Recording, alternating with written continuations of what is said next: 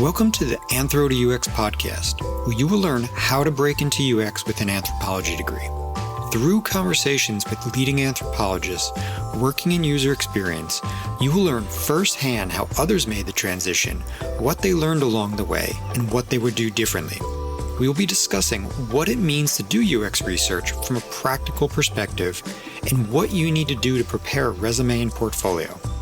I'm your host, Matt Artz, a business anthropologist specializing in design anthropology and working at the intersection of product management, user experience, and business strategy.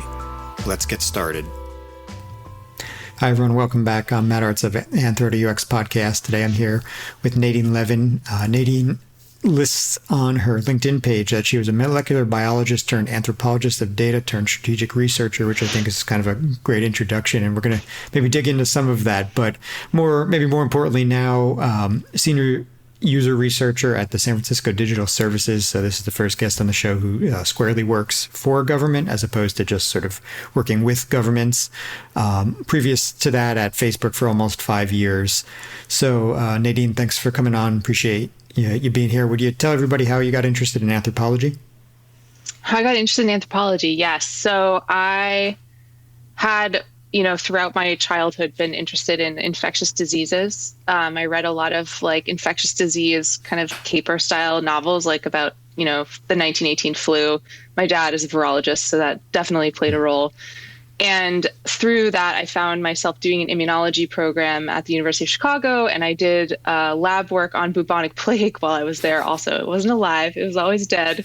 But, I was doing the very sciencey side of immunology and disease, and I started getting a little bit more interested in the human side of disease, kind of not just what happens in a lab, but what happens when it goes outside of a lab. And so I kind of on a whim, it's a bit of a funny story. My parents were renting the house of the head of anthropology at U Chicago in Chicago. And I decided through meeting some of his grad students that I wanted to go to Bolivia, which is where they did a lot of their field work, to hang out in a public hospital. And so I kind of just showed up at a public hospital, and I had been doing a minor in Spanish, and I got myself in the door. And, I wasn't an anthropologist at the time, so I had no idea what I was doing, but I did hang out in this hospital, and it was a very formative experience because it was in La Paz. It was a very under-resourced hospital and medical system. I saw a lot of stuff like people had tuberculosis in their bones. There's things that you just don't see in the United States. I mean, I certainly hadn't seen them because I had never been in a hospital before. And then when I came back, I was like, this is pretty cool. I'm going to look into this a little bit. And so I took an anthropology of food course. This was my senior year of college. And it's actually the only anthropology course that I took before I became an anthropologist, which is kind of funny in and of itself. But through that, I had become interested in, again, public health and the social side of health. And so I applied for a Rhodes Scholarship and got it, and initially was planning to do global public health as a program, but ended up switching into medical anthropology. So it was kind of through an interest in, the human side of immunology and health, and then kind of stumbling into this thing called medical anthropology, which seemed comparable to public health, which is what I knew best. Yeah, interesting. I'm glad you clarified that, your father was a virologist, because I was gonna question you on that interest. It's definitely a unique interest to have as a child for reading. I was given all of these, medical mystery novels as a kid to read. I love sci-fi fantasy. That's my genre. So I would sneak into the library and read sci-fi fantasy. And then my father would give me these very great and scientific books. And hopefully when he hears this podcast, he'll have a laugh. Yeah. Reading, obviously, right? That can teach us a lot about humanity, even if we don't think we know we want to be anthropologists. So. Yeah. And actually, shout out to my father. During the interview for the Rhodes Scholarship, there's, I think, one question that got me it. And they were like, what's the next big disease that humanity needs to care about? And in my mind, I was like, HIV, AIDS. And then I was like, no, I just read a book about 1918 flu. So I said flu, which turned out to have been, prescient given the COVID-19 crisis. So anyway, I digress. So I can see how you make your way to medical anthropology. That's sort of clear enough given where you were coming from and your interest. But of course, you continued on past medical anthropology. So would you mind maybe sort of sharing with us, kind of the journey from there? Yeah. So When I got to Oxford, the medical anthropology program there was focused it had two very disparate areas of focus. One was on like traditional Chinese medicine, and the other was on biomedical approaches to obesity and food. And I kind of found myself thinking, like, how do I fit into all of this? And then I discovered a subset of anthropology, which I guess it's kind of a blend of anthropology and other disciplines, which no one else was really doing in the anthropology department at Oxford, called like science and technology studies. So it was basically like critical interrogations of all of the things that, go into the production of scientific knowledge and how it impacts people in the world. I'm having to remember the theory now because it's been a little while. But I'd been learning to critique like Western medicine, but I didn't know that there was like this whole field that was a mush of sociology and philosophy and history. And so through that, I ended up reaching out to a lab in Imperial College London and doing my field work, basically I went in thinking it was a lab that did work on nutritional science. But when I got there, what I ended up seeing was they worked with a lot of biochemical equipment, so mass spectrometers and nuclear magnetic resonance, which are, they're at the like kind of nexus between biology and chemistry. But what that ended up looking like was like lots of data analysis. So like the vast majority of the time that people were in the lab, they were thinking through data and they were putting data into a program called MATLAB.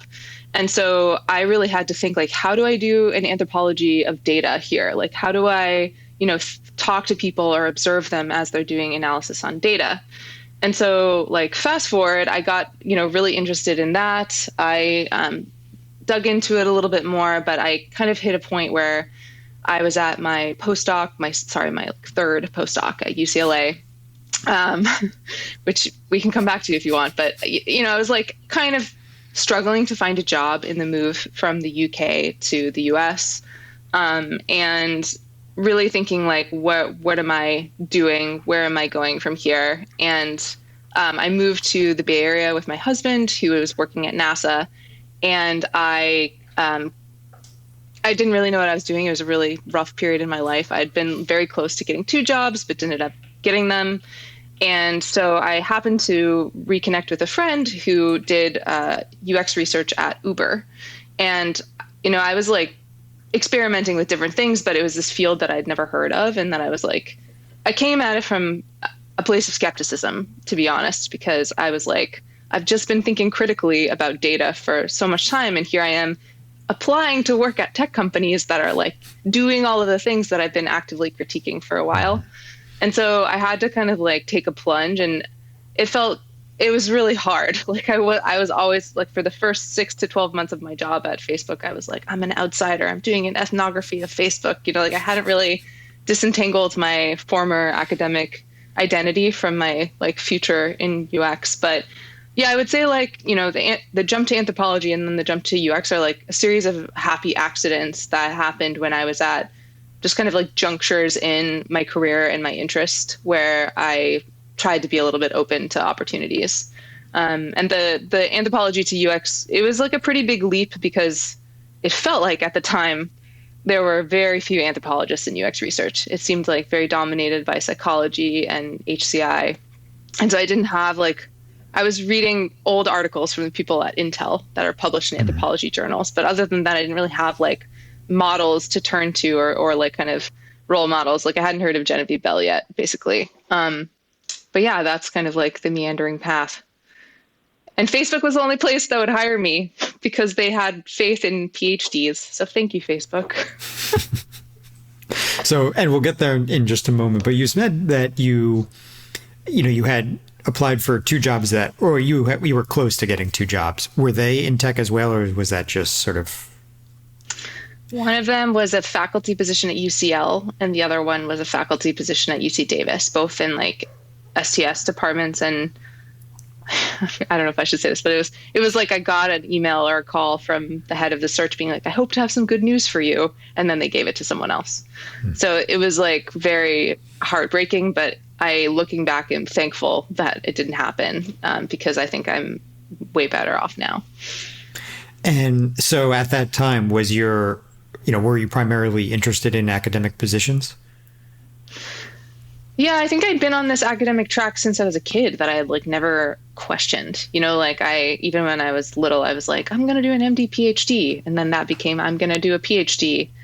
I'm glad I didn't do an MD. I'm glad, I don't think I would have been cut out for being a doctor, but yeah, like, and to, yeah, like the department at Oxford that I was part of, like the faculty didn't really see themselves as being responsible for helping students explore other opportunities. Like I found in general this problem in academia, and maybe it's gotten better since I've left, but there's this big, and I think you have it in the introduction to the podcast that you sent, but there's this big disconnect between the number of students that are graduating from these programs and the number of positions that are available. And that was only something that I discovered as I was struggling to get a job. And you blame yourself when you're going through this. You're like, why am I not good enough? Why are there so few options? What am I going to have to sacrifice? Where like an alternative path could be faculty acknowledging that there's a lot of different options for people and there's a lot of different ways to contribute to the world, and actually talking to people and helping them see this when they're like still in the program instead of like out of money and scrambling to have a kind of teaching position only, which, doesn't come with any benefits. So yeah, I think it was just like on this very singular path for a long time, and then starting to slowly question like, how much am I going to have to sacrifice if I keep going in this direction? And like after postdoc number 3, I was like, I cannot do this. So, and as you said, Facebook, so you end up at Facebook and they are fond of PhDs in their research roles, which, is great. But of course, the industry also needs more sort of entry level roles for others as well. But that's, I guess, another topic. However, in your case, just because you had a PhD is, while that might be desired from Facebook, you still need to perform, in the interview. And so, you're talking about how you're only looking around at like Intel, like, old articles from Intel and, and so what were you really doing to kind of skill up at that point in time? I know you said you had a friend who was at Uber. So was that kind of critical? Yeah, I think there were a couple things. I mean, the first thing I'll say is like, it took me a couple tries before I landed the job at Facebook. Like I think I would come in, like I applied for a job at Ford. I applied for a job at, oh gosh, I can't even remember the name of, Palantir. I applied for a job at Palantir. And especially in the one at Palantir, you could see they were like, this person is interesting, this person is smart, but she really doesn't know anything about the tech world. I remember they asked me, they got like a call back, which was like the call after the final round where they were like, we're really unsure about you. We need to ask you a few more questions. And I remember them asking me like, tell me about the impact you've had. This is before I knew how to answer this question. And I was like, I taught a student who then went on and did good things. And yeah, I just like have that burned into my memory. I can see why they didn't hire me retrospectively. But so yeah, I like, it took me a couple times, and each time I would do the interview, they would ask me questions that would make me think about things differently. So you're evolving your skills through the interview process. But alongside that, I was, trying to talk to people who are in the industry and just get a sense for like, how do you go about structuring questions and projects? Like what, if you're presented with an idea, how do you think about tackling it? And I realized pretty quickly, like I would need to have some fluency, even if I hadn't done it before, in both quant and qual, like to be able to answer some of these questions about like, when do you do a survey versus when do you do qualitative research? And so kind of like trying to take what I already knew and fit it into a little bit more of UX frameworks, like thinking through case studies. And I also found like websites like Glassdoor really helpful. I basically pulled as much information as I could about the Facebook interview process from Glassdoor, and I wrote out all those questions and I wrote out answers to them, and then I went through them with friends. So it was like just a lot of homework and tapping into existing resources. And just, and again, a couple of people from Facebook who aren't there anymore met with me and also were like reassuring me that it was a good place to work, right? Your point about Glassdoor is good. That's never come up on the podcast, but it's definitely a good recommendation. Maybe not, maybe it takes a little effort to mine, right, to pull all of that out, but definitely worth it to have a sense of the questions that they're going to ask. So thanks for sharing that. Now, when there, I want to get to the, sort of to the tension that you had around working with data, for tech, back to that point. But before we get there, you also, as you move into this space, there is a lot to learn, of course, in the tech world. I appreciate you were just sort of doing some, upskilling ahead of time, but there's still things that you would have had to learn on the job, especially in an organization like Facebook, which, would even at that point probably have maybe a relatively mature practice compared to like a brand new startup. Mm-hmm. And so what was helpful, what were you doing at that time? Was it, a lot of mentorship, or were you still doing a lot of self-study? I think they hired me as a mixed methods researcher, which is kind of funny. I must have convinced them that I knew what I was talking about during the interview. Because maybe from working with data in the past, I had some experience, but, I didn't really, I'd say in general, I had a very limited suite of methods at my disposal, and also a much less rigorous understanding of methods and sampling than I do now, which I actually learned on the job. So we can come back to that if you want. But, I joined a team that kind of just threw me into projects. So I did a diary study, I did usability, I got to run surveys, and I basically, because of the kind of fast-paced nature of Facebook, I got to do a lot of studies in my first year there and really build out my different sets of tools that I could use. And I think just getting my, hands, feet wet. I always mix my metaphors. Getting my feet wet was just the most useful thing that I could have done. And that's something that I tell people now as well, is just try to do projects as soon as you can. And the best way to learn is obviously to do and not be told. And then I think, alongside of that, Facebook, I had a great manager, Christine Gray, for anyone who is thinking of joining Facebook. I think she's still there, but I had a great manager who also just coached me. I think I had to unlearn some academic things. I know you're probably interested in that. So yeah, I remember getting feedback early on. I wrote up a lit review, we're pretty good at that in academia, we can write up literature reviews, but the feedback was why are you so critical? Or where are the recommendations, which I feel are common things that people who are fresh out of academia struggle with, taking the information and then thinking, how can this be used to help the team, or how can it be used to help the product? And then also, making sure to phrase it in ways that are helpful and not just this is bad. So it's the soft skills that went with that. And also just learning how to interact with stakeholders. I didn't really learn a lot of that in academia. Academia, but it's just not a very pleasant work environment a lot of the time. People are often hostile. They're not held accountable for their behavior. It's I don't want to bash it too much, but I was missing a lot of the soft skills in addition to the methods that would really help me thrive. Mm-hmm. And so just, again, doing projects, working with teams, cross-functional teams, so, engineers, PMs, I had to really learn how to work with PMs, is I think what I would say, because I always came at it from a are you sure this is the, I'm a questioner. I'm are you sure this is the right thing? Is it possible you're leaving people behind? Should we really be sending more notifications to people if it ups the growth numbers? Is that a good user experience? And, I could have been right, but the way that I was conveying that information was not always the best. And so that was also a big learning for me, was how to work with PMs.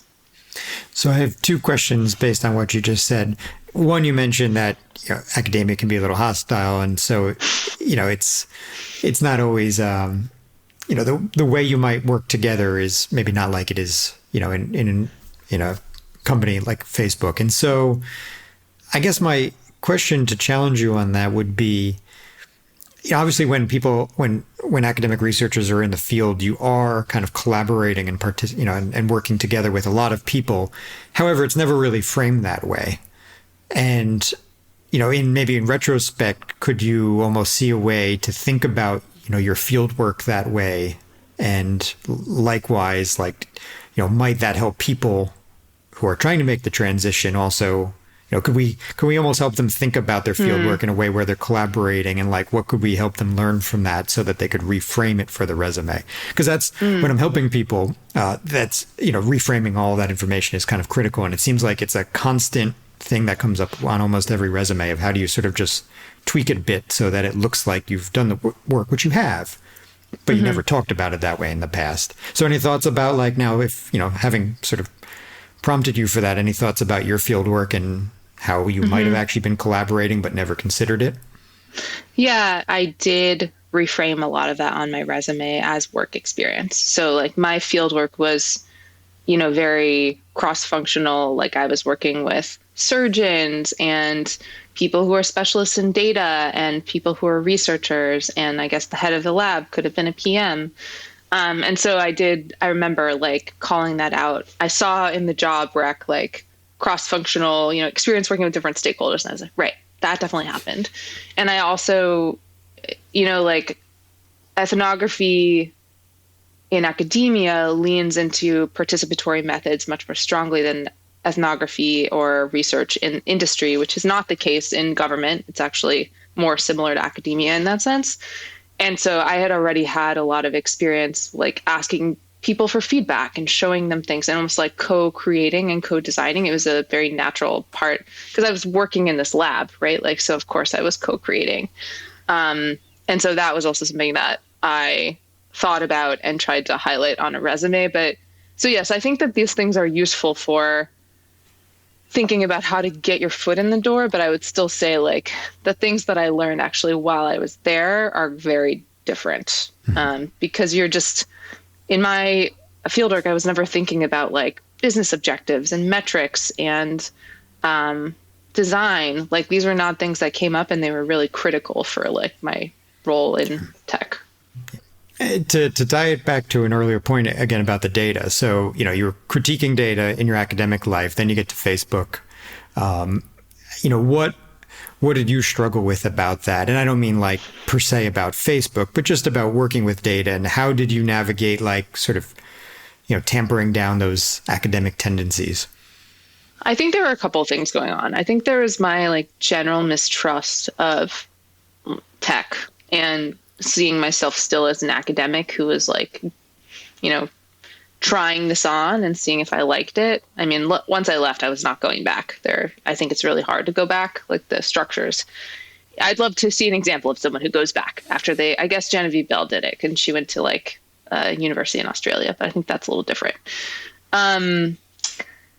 Yeah, so I think there was like my general apprehension, and then there was also a little bit of like a culture shock happening where I was going from being like, I mean, not poor, but I felt like very not, under-resourced as a person, to like suddenly being around people who had all this like money and means and experience.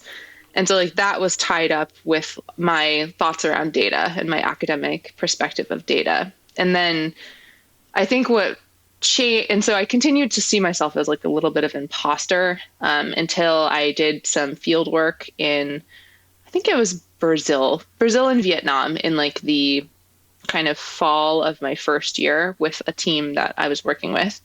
And I remember like just having a great time. Like it was much more structured than you hire a vendor and it's a little bit performative. Like they take you to these places and they,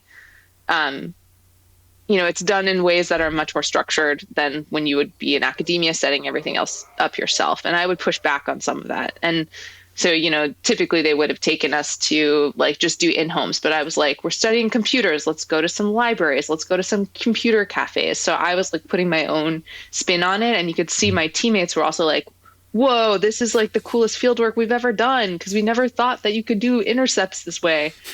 And so I think it was seeing that, feeling like I was in sync with my team, and the possibilities that were offered by being an industry that had more funding and resourcing, and how you could do the research that was familiar to me, but also different. Like I could hire translators. It kind of opened up a door of possibilities. But then I think my skepticism around data really changed when I how do I say this?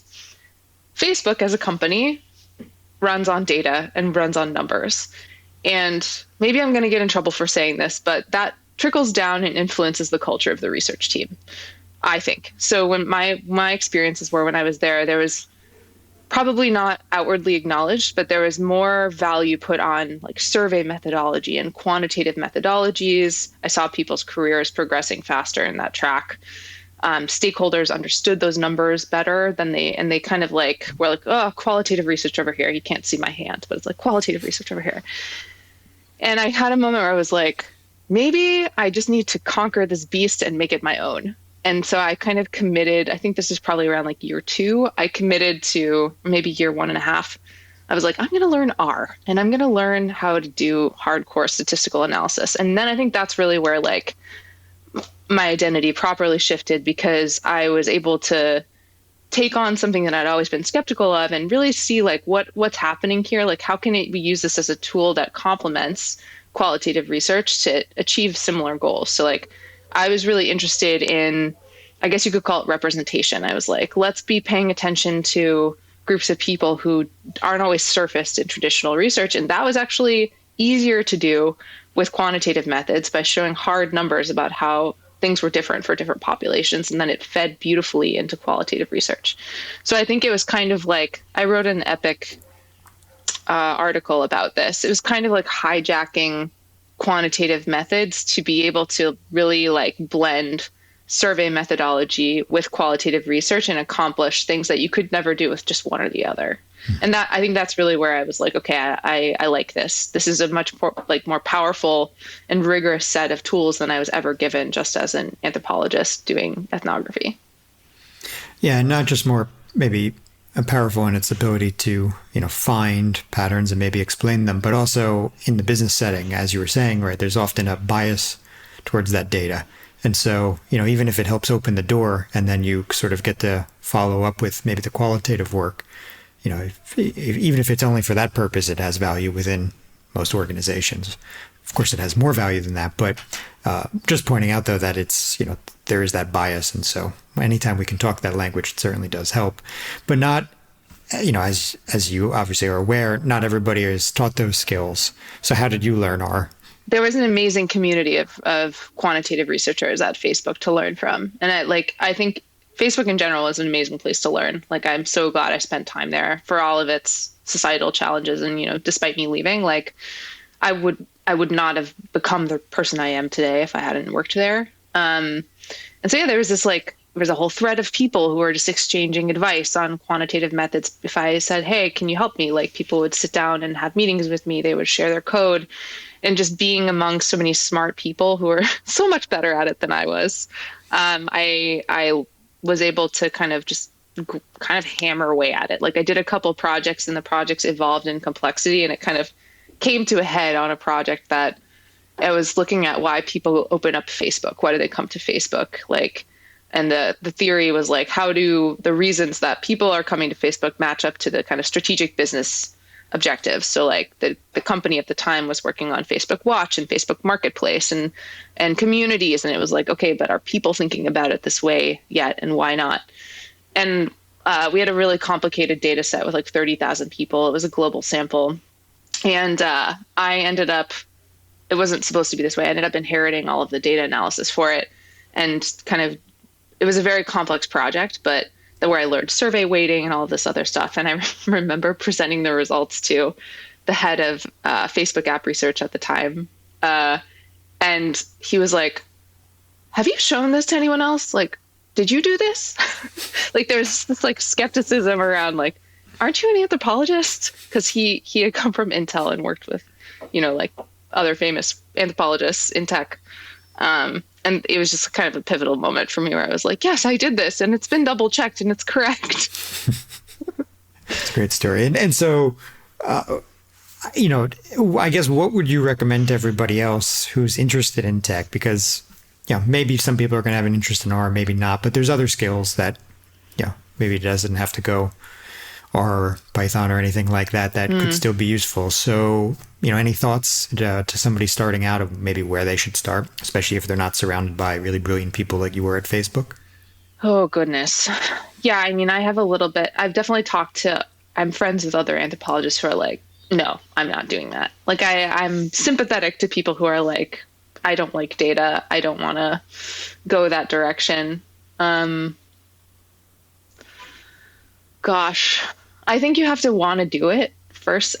You have to be like genuinely interested in it and transcending that skepticism. I mean, that's like a non-trivial barrier for people. And then I think thinking about, maybe if you're someone who's more skeptical, thinking about like what opportunities are opened for you, what doors are opened for you when you can approach a problem with a methodological mixture that's totally under your control. So like taking a complex problem, again, like why do people come to Facebook and how does it vary among different populations? And then just like mapping that out on how you would answer it with different methods and thinking through that, and just starting to train your brain to think about how like the quantitative and qualitative approaches complement each other. I guess I'm talking a little bit about learning to think in a particular way versus like skilling up. There's an infinite number of ways that you can learn. There's online courses. There's, you could learn from people, but I think I'm more interested in like the preparation work or the mental shifts that need to happen in order for you to like be open to that and also get value out of that. 'Cause like before I came to Facebook, I'd taken like a statistical course online, one of those ones that's not actually a course. It's just telling you to like do a series of things. And it was completely useless. Like I forgot all of it because I didn't really want to be doing it. And it had no application because I didn't have any data to play with. And so it was so much more useful and valuable and interesting to me once I was actually in a place where I could it was interesting to me and it was actually useful for addressing problems. And was there anything else besides data skills that you really dug into to complement your existing skills?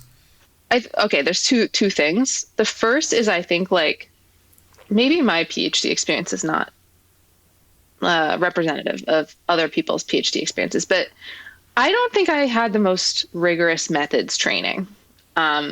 Within ethnography, sure, but outside of ethnography, like I don't know that I could have really said like, why ethnography for this problem and not other qualitative methods, or like, why are you sampling these people? Are there any other approaches? And so I really like, especially at a place like Facebook where there are so many different subpopulations, like using the platform and where you have like infinite numbers of choices when you sample people. I got really interested in beefing up my methods and how I think about qualitative sampling.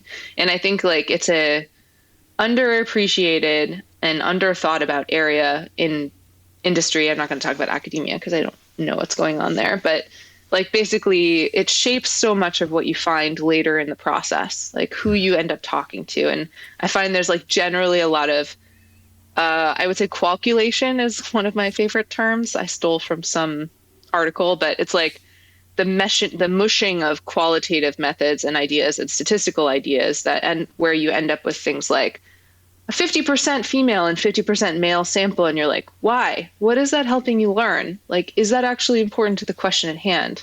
And so I think that's one of the things that has been really like powerful for me in becoming more precise and also just becoming like more of an expert in my own field, is thinking about that. And then I think the other thing that I have spent a lot of time learning is just like, again, however you're saying that, moving away from academic tendencies around writing and presentation was another big one. So learning how to communicate things in decks, like as annoying as it might sound, it is such a skill and it's so helpful. You can do the most beautiful research, but if you can't talk about it in a way that's simple or like relevant to your stakeholders, you're never going to go anywhere. Like you're not going to have impact. You're not going to like, move up in your career. So like really learning how to, like distill complex problem spaces into like, here's a 4-phase project and this is the business rationale behind it. And this is what we're going to learn from people. And here's, like the why behind it. Here's the recommendations that came out of it. Like taking a lot of care and time in simplifying it and breaking it down into chunks, and then also presenting it in ways that are like visually appealing, I think is very, very helpful. And I think, again, we are not taught how to do that in academia. I remember giving a job, like the first job talk I gave back in academia was just slides with pictures because I had no idea what I was doing. it was such a bad presentation retrospectively. Like, it was like me reading a paper and then presenting pictures. Like, it's not it's not very effective. So like acknowledging that and then, getting better at it and training yourself. Yeah, agreed. Now, in that answer, you again mentioned the word impact, and you have the article from Epic in 2019, 10 Things You Should Know About Moving from Academia to Industry, which I'll link to in the show notes. But one of them that, jumped out at me was impact means change. And, so you want to just maybe elaborate on that point? Yeah. So I'll tell you like the origin of thinking about that and impact in that way. So I hit a point like a year, probably 2 years in, where I had established myself at Facebook as a skilled or qualified mixed methods researcher, and who I could work with product, I developed all these skills that I'm talking about, and I had an opportunity to move into more of a strategic space. So what that means is like my day-to-day was not just working directly with product teams. It was like sitting a layer above product teams and working at the org level and thinking about more strategic business problems. Like the why do people come to Facebook type of question is not, no one team owns that answer or that impact. And so it's like, sorry, I used the word impact. No one team owns that space. And so I was moving into this more strategic space, but then because I was doing work in a different way that was kind of not the same as all of my other colleagues, I was like, how do I talk about this in my performance review? I'm like, I know I'm doing good work, but like, how do you articulate this? How am I going to get credit for it? And I worked a lot with my manager to think about this. Like, we're taught a lot in the beginnings of our UX training, like impact is X% more users are on the platform or more time, or it's like very like tactical and boxed understandings of impact. But working on these different projects, I started thinking like impact is giving other researchers tools to do like work in certain areas, or coming up with frameworks and thought pieces that shape how company executives think about things. Like it really was broadening out my understanding of what I was doing, because I was clearly like inspiring other people to think about things differently. It was just, how do you talk about that? Mm-hmm. And so that's where I kind of really started emphasizing like impact is change, because I don't want it to just be, you have to have these very tactical impacts on product. I want people to also recognize like it encompasses organizational change. It encompasses mentorship. It encompasses like, inspiring people to think about things differently over the long term. So I think you have to get to a place where you're confident in your abilities to be able to really lean into that at the organizational level. Like changing organizational culture is no joke. And, I still don't really understand how to do it well enough. But yeah, kind of like pushing myself to really think about all of the different ways that you can have impact. Got it. So speaking of impact, you've now moved to GovTech, right? Which is a great place for this kind of work, and at a large scale. And so with the San Francisco Digital Services, can you tell us a little bit about maybe, what was your interest in jumping into that space, and tell us a little bit about the role? Yeah. So in the last few years of being at Facebook, a lot of what I had done was projects on, I guess you could say, vulnerable or marginalized or underrepresented populations. I did projects on how older adults use Facebook. I did projects on how people with low digital literacy struggle to use Facebook, projects on race. And there was always that like undercurrent. And I think I was frustrated over time. And I don't blame companies for this, but I was frustrated with how attention to these kinds of groups was always secondary. They were not at even though I was being given space to do these projects, like those are not core groups from a business model perspective. Like they're not, well, older adults are, but that's another story. They're not necessarily groups who are like using the platform as much as they could be. Again, you could argue that that's inaccurate about different races and ethnicities in the United States, but they're not at the forefront of the business objective. And so even though there's space being given to work on these problems that more underrepresented groups face, it's always like a side hustle, or it's always something that you have to be like screaming at people to pay attention to. And I just was kind of feeling like tired of that. And I knew, and I was okay with this. I was like, my career is not going to progress anymore. I've kind of like hit a wall with what I can do with these groups. And so I was kind of like looking around at what else might be available. And I stumbled, and I don't remember exactly how. It might have been a job ad on Epic for maybe this role, or maybe a role at Code for America. I stumbled into the space of just seeing an ad for research in the civic space. And I was like, that's interesting. And this was around the time of the pandemic, when I was also doing a lot of personal work, beginning of the pandemic, I mean, when I was doing a lot of personal work on like what it means to be a citizen who's white when there are Black Lives Matter protests going on. Like, I was really thinking a lot about power and representation. And I started like volunteering for mutual aid. And so it was kind of like this confluence of things where I saw this field that foregrounded equity, which, is not, it's a term I would use now to say like attention and centering of the experiences of all people, regardless of their ability. It foregrounded equity. It matched like my feeling like I needed to be engaging more with like the civic world. I was like a privileged tech worker sitting in my little like San Francisco bunker, being paid really well and almost like coddled while other people in the country were really struggling. And I was like, I have to be able to help with this. And so and I was surprised that the government hires researchers. And I will say, like, I also found a few podcasts by Sid Harrell, who is not an anthropologist, but she's a researcher among other things. And she had a couple like really great podcasts that were just very open about like what the experience of working in government's like. And she had also, I think, come from industry at one point. So that was also really helpful. I recommend to anyone who's interested in civic tech to look up podcasts where she's featured, because it was just super helpful. Good. And so can you talk about the type of projects you're working on? My current role, I work in a team called Digital Services, which is, I'm going to have to describe the San Francisco government. Hold on. Let me take 5 hours. So basically they're like the San Francisco government. And so all of what I'm saying is like specific to San Francisco and not necessarily representative of wider tech, because San Francisco is its own beast. But San Francisco government is very decentralized. So there's something like 900 services and 100 different departments, and only like 20% of those things are digitized.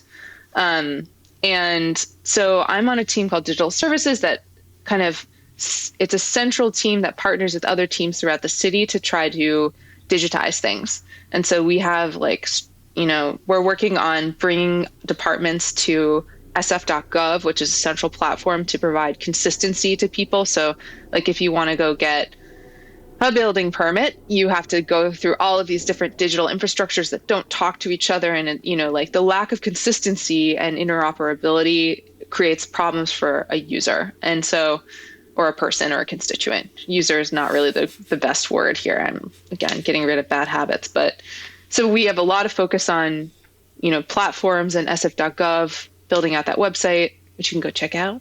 It's great.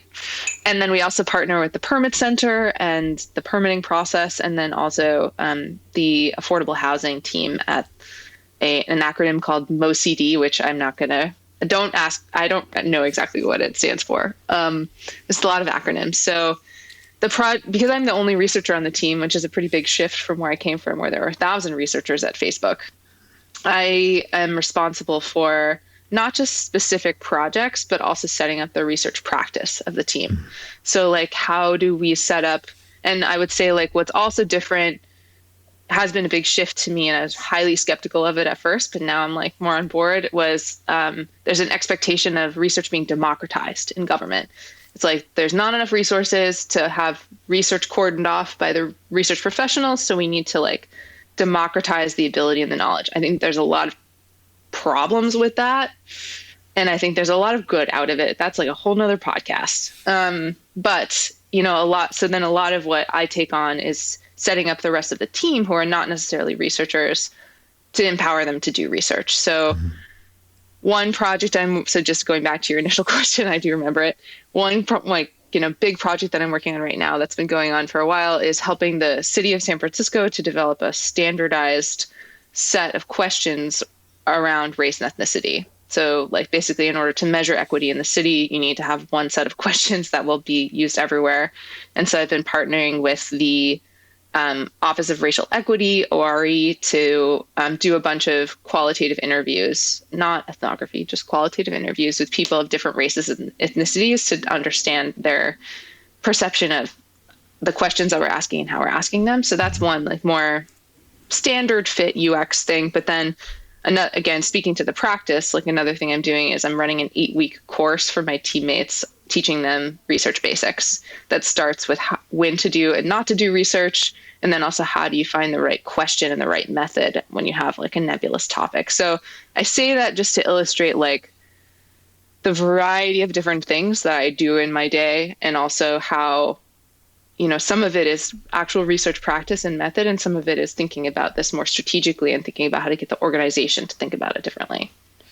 Yeah, it's interesting. And so what do you see as the major difference between government and, and private? And I know you only have, the one experience on both sides, but from a researcher perspective, anything jump out at you that maybe somebody who's thinking about civic tech should be aware of?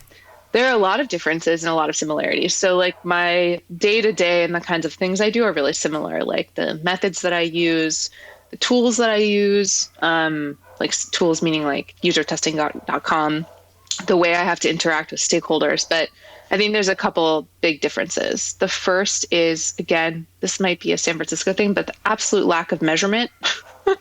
Like there's no metrics in my day, which is like both freeing and frustrating, and also no surveys, or really kind of like there is a data team, but like it's a very different type of data science than I'm used to. And so what that means is like there's while I was frustrated at Facebook about the absolute like, if the metric moved, that's it. Or if it didn't move, that's it. Like you don't really have room to, that's a particular type of institutional culture. Here it's like there's no metrics. So let's just make, everyone who's in like a different position of power is making different decisions. And, it's like the first time in my life where I was like, I really miss numbers, which is funny. So the pros and cons of not having numbers is like a one big difference. Another, I think, is the lack of like resourcing and infrastructure around recruitment for participants. So, as qualitative researchers, like, again, who we talk to is extremely important for structuring the kind of work that we can do. And when I was at Facebook, and I think this is probably similar for a lot of other companies, there's a whole like recruiting team, or you hire a vendor to do these things for you. And it's like, once you pull back the curtain of all of that, what is left and what does that mean for my day to day? And so, we do have like research ops support, but that doesn't solve the issue of how challenging it is to reach the right people. Because what I've found in the civic world is like, monetary incentives are often not enough to convince people to participate in, and sometimes they're impossible for people to give out depending on like which environment you're working in. But there's so many feelings around government that it adds this extra layer of like uncertainty and confusion. So like I did not anticipate when I left Facebook that, because Facebook is hated by many people, but the San Francisco government seems to be hated by more people. I'm like, wow, they actually like it when I say I used to work at Facebook. That's odd. But yeah, this recruitment, so my day-to-day of recruiting is like much more hands-on, and it involves reaching out to community organizations, which like I definitely am just in the beginning phases of this. I'm not an expert by any means, very complicated. It means doing a lot more hacky things like going to the library or going to the DMV. And so while it's like a much more of a compromise between methodological rigor and just like, what can you get done? So maybe it's a little bit more like what happens in a startup environment. And then I also mentioned like the democratization of research is also a very big change. So I think those are like three big differences. Thanks. And so last question, I'm curious to know, what are you learning, say, from democratizing the research, working maybe with sort of quote unquote, like non-researchers traditionally, or what are you learning from sort of building a team, right? Like sort of in this role of managing this process, what's new to you and what could you share that's of value? Yeah, I mean, I think with the democratization of research, so like when I came in, and again, at Facebook, research is like the domain of the research team. When I was there, it was becoming much more like there was a big focus on rigor. And when your research gets leaked, you want to make sure that it's representative of the actual problems that the company is engaging with, and you don't want to have methodological issues coming up. And so that I came at like this democratization of research thing as like, how could people who are not experts possibly do this? Like, it's wrong.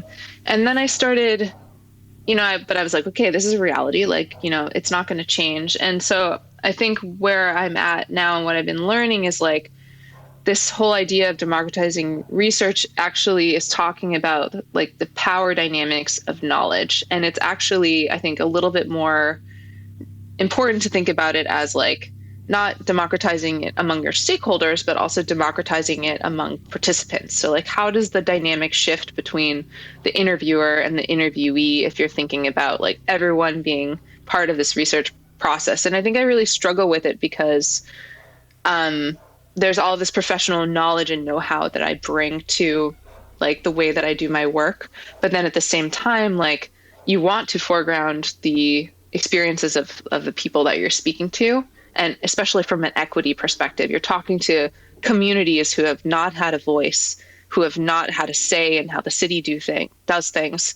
And so I think I'm just learning. I don't have the answers, and I'm just learning a lot about what all is encapsulated in this idea of democratization and what is the right way to disrupt power dynamics while still maintaining rigor in research. I think it's a slippery slope, and there's a lot of people who have like very strong, very like extreme ideas about, like the researcher is just there to listen to the participant and the participant can direct things. And I'm like, I don't know if I agree with that, but then I kind of see where they're coming from. So I just think there's a lot of opportunity to just sit with it and be uncomfortable with it and say like, what am I learning? How is this pushing back on some of the things that I learned when I was in, the ivory tower of research and the ivory tower of academia? Cool. Sorry, it's not a perfect answer. No, it's very good. And, I think it's probably a relatively good way to wrap up. And, hopefully one day there'll be something else that you write that we can check out that digs into some of that. But anything you want to plug, anything you want people to know about? Yes. We're going to be hiring another researcher on our team so that it takes a while to get hired for the San Francisco government, but that job will go up in the next few months, and you should anticipate joining our team if you're interested in like probably the fall. I think I'm also on a panel at UXPA in San Diego that's talking a little bit about diversity and recruitment. I think those are the two main things I'm also interested in connecting with other people who are civic tech researchers. I think we encounter a lot of shared problems, but there's not a clear space to me yet to connect with other people. And so I'm hoping eventually I'll get to a point where I have some time to kind of develop and nurture that community so we can all help each other a little bit more. Cool. Sounds good. Well, Nadine, thanks for coming on. It was great to hear about your story. Thanks for sharing all that with everybody, and hope to see you in the future. Yes, thank you so much for having me. Thank you all for listening to the Anthro to UX podcast. To learn everything you need to break into UX, visit anthro2ux.com. There you will find all the podcast episodes and career coaching resources. Please like, share, and subscribe. See you next time.